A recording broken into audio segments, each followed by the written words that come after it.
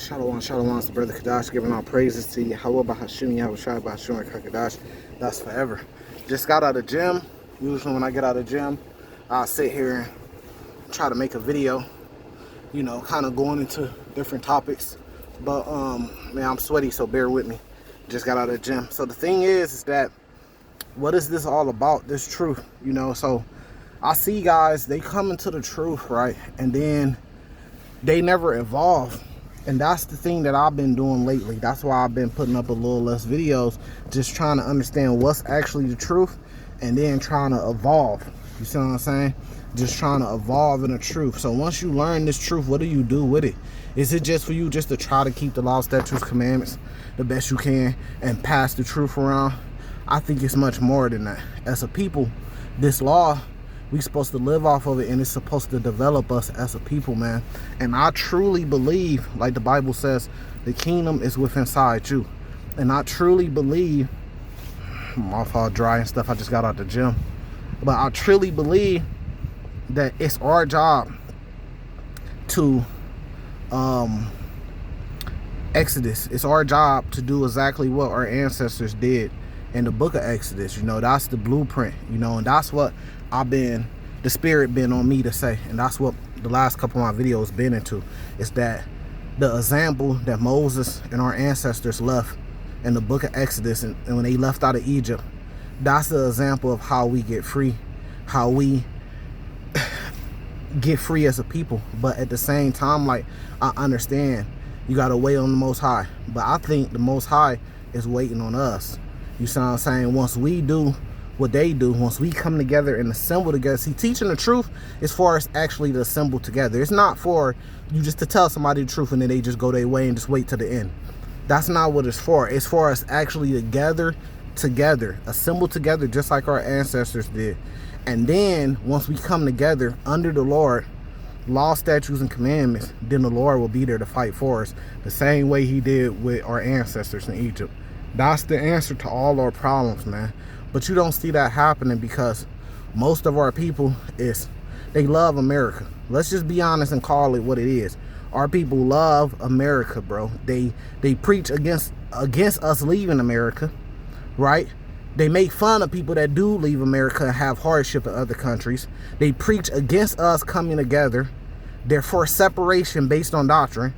You see what I'm saying? These are psyops. These are people that set up by Esau to keep division. Because if they divide us, they could conquer. They divide and conquer. This is what they've been doing. So you got guys out here teaching, hey, don't buck up against the system. Hey, don't come together with other brothers. Hey, don't lead the country. You see, that's their message. Just keep waiting. Just keep waiting. Well, you're going to keep waiting forever. 2025 is here. 2025 is going to go by, 2026 is going to come, then 2027 is going to, and then 2028 going to come, because we got a bigger responsibility when we get this truth. When we get this truth, our responsibility is to come together as a people, like it says in Acts chapter 2. We supposed to get render to Caesar what belongs to Caesar. We supposed to get rid of our goods, our jewelry, our money, our businesses. We supposed to get rid of those things and put those things in a pot. Though you know that so-called black people, this is just black people, this ain't even including Hispanics and natives, just black people. You know, we're the 8th richest group in the world. The 8th richest group in the whole world. We're number 8 with the amount of money and resources that we have as so-called black people. So if we come together and use those resources, then we can actually maintain, and the Lord's going to do the rest. Just like it says in Acts 2, the Lord added to the church daily as was needed. But you got to have that faith and belief. See, that's what the faith is about. The faith is about, I got faith that the Lord's going to be there for us. Not being scared, oh, we can't do our own communities because Esau's going to come to destroy our communities if we do a Hebrew Israelite community. But you got Native Americans that are also Israelites, called the Seminole Indians, that has had their own community for decades, maybe centuries, and they like the only tribe not to be conquered by Esau. They got their own banks, they got their own government, they got their own school, they got their own laws on their land. They got their own casinos, their own restaurants, their own convenience stores. They're one of the richest Indian groups in the world, one of the richest groups in the United States. They worth billions. What happened to them? They Israelites too. Did the curses skip them? Did the curses skip them? No, it's not about that. It's about coming together and keeping this law. If you're separating yourself to 200 man, if you're separating yourself to 2,000 man, the law, statutes, commandments mean shit. The law, statutes, commandments only have power when we come together as a people by the millions. That's when the law, statutes, commandments give us the advantage and power. But 2,000 man can't do nothing. Esau could wipe out a whole 2,000 man easily. 200 man can't do nothing. But when there's millions of us coming together under this law, statutes, commandment, then that's when the Lord is going to be there for us. That's when we're going to get our power, man. So you got to watch out for these different guys to set up to keep us divided and conquered. You see what I'm saying? And you got to look, the Lord gave Esau power. We got to understand that we mad about the transatlantic slave trade. I was thinking about this last night, but we live better than probably just black people, even though we're poor, even though we're oppressed, right? Profiled, right? And have all these so-called curses on us. We live better than 90% of the world's populations that ever exist on earth, even in the position that we're in. You see what I'm saying?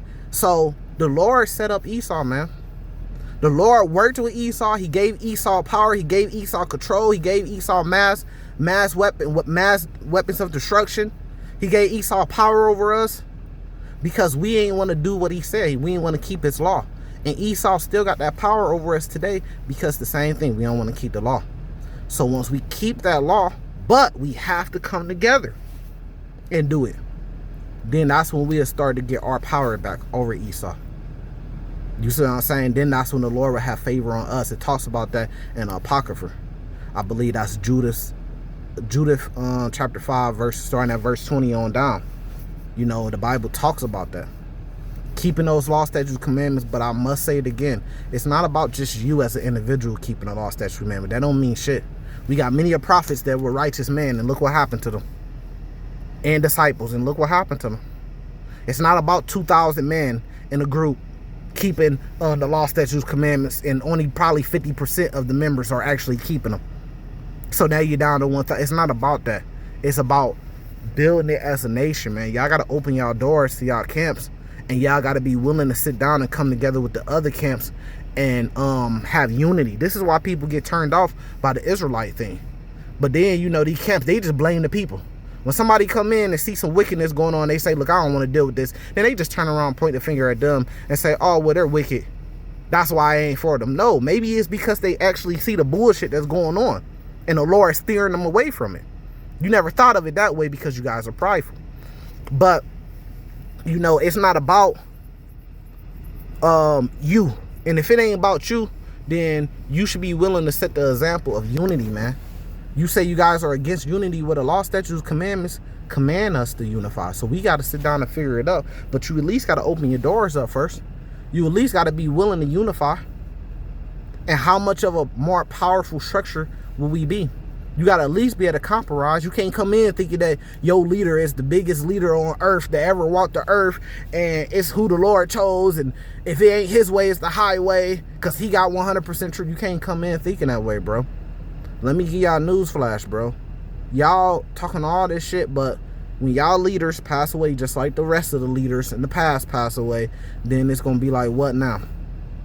It's going to be like, what now, brothers? You said these men was the man that the Lord chose, that the Lord was going to come back, and that they was actually going to see the day the Lord come back. What if that don't happen? You got to start reevaluating, man. You got to start reevaluating. You guys wasting all this time. Some of you camps been around 20 years. 30 years and just a bunch of waste of time. Y'all ain't did nothing. The law, statutes, commandments mean nothing if we're not unifying.